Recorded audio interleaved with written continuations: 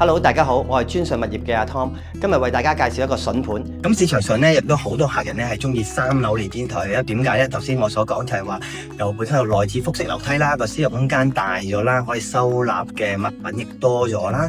咁另外就係多咗7-8尺嘅天台啦。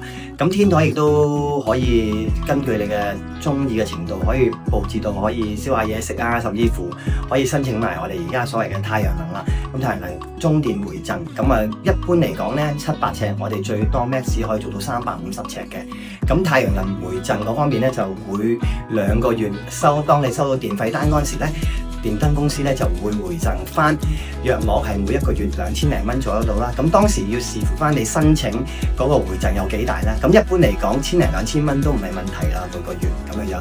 咁最大嘅好處就係空間多咗，而付出嘅金額亦都唔係話太過昂貴。咁所以好多人都係中意3樓離天台嘅。